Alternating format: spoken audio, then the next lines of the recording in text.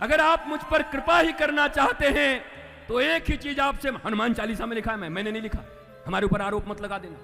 ये तो बैठ के तब से गुरु गुरु गुरु गुरु हो गया भाई। ये कौन ने लगा रखो है हमारा? बताओ। अलार्म लगा दिया हमारे लिए, बोला टिटी टिटी टिटी बंद करो बंद करो, तू बंद कर। बोला अलार्म से कथा चलेगी? एक से एक आदमी अलार्म लगा दिया, बोला याद ना आवे तो कम से कम चुप हो जाइएगा, अलार्म बजेगा। ये अलार्म हमें चुप कर देगी? अरे व्यासपीठ से कथा तो अलार्म देने के लिए होता है लोगों को, समाज को। ये अलार्म हमें क्या बंद करेगी? ये तो कथा ही अलार्मिंग है, देश को जगाने के लिए, अपनों को जगाने के लिए। विप्रधेनु सुरसंत हिता, उनको जागृत करने के लिए। इसे क्या अलार्म रोके? महाराज जय जय जय हनुमान गोसाई। हे हनुमान जी, अगर मेरे ऊपर बहुत प्रसन्न हैं तो आप कृपा कर दो। कैसे? कहा जैसे एक गुरु अपने शिष्य के ऊपर कृपा करता है ना, वैसी कृपा मेरे ऊपर कर दो। क्या बात है, क्या बात। गोस्वामी जी और गणेश जी ने तो कलम तोड़ दिया लगता है, इसके बाद कलम तोड़ ही दिया होगा।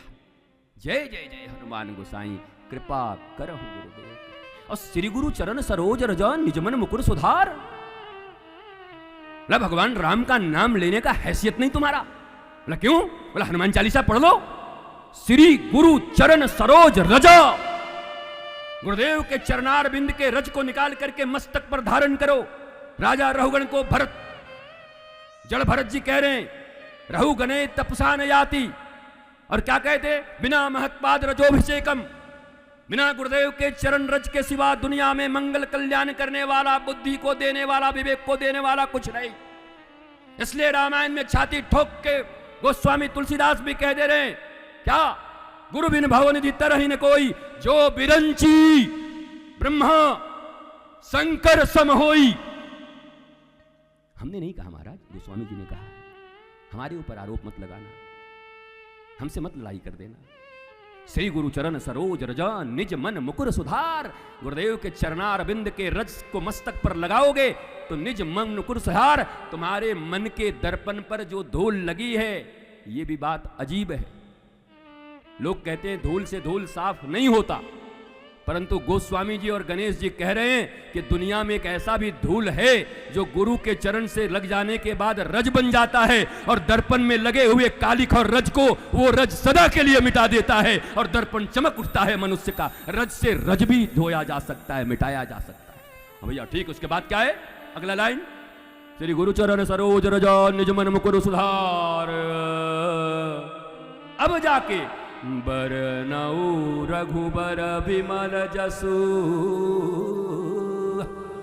जोदायक फल चार। अब जाकर रघुनाथ के विमल कीर्ति के गायन करने का अधिकार तुमको मिला है। बिना MBBS पास किए डॉक्टर लिख करके, और अगर दवाई वाई लेके बैठ गए और फिर आकर के कहीं से मेडिकल एसोसिएशन वाले पकड़े तो 420 में अंदर कर देंगे। नीम हकीम खतरे जान।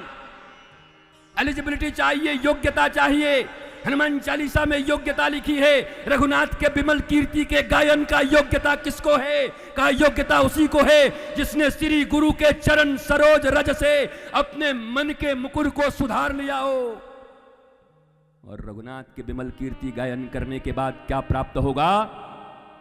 रघुबरनऊ रघुबर विमल जसु, जोदायक फल चार। धर्म, अर्थ, काम, मोक्ष, ये चारों फल तब मिलेंगे। But what is the base? What is your foundation? Base है श्री गुरु चरण सरोज रज।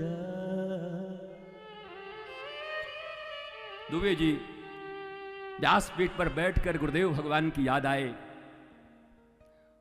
और उस समय ऐसा प्रतीत ही नहीं होता कि बस वो तो गाना ही एक गा सकते हैं कि जब मैं था तब हरि नहीं, अब हरि है मैं नाही। और ये प्रेम गली अति साकरी, तामे दून समाही। शिष्य जब तक अपने आप को अलग समझता है तब तक भी शिष्यता नहीं है। भेद खत्म हो जाता है, गुरु शिष्य के बीच एक हो जाते हैं। ओ मेरे सनम, हमारी व्यासपीठ ये भी गा लेती है। ओ मेरे सनम, दो जिस्म मगर एक जान है हम, सुनते हैं प्यार की दुनिया में, दो दिल मुश्किल से समाते हैं, क्या गैर यहाँ अपनों तक के साए भी न आने पाते हैं। जब मैं था तब हरी नहीं, अब हरी है मैं ना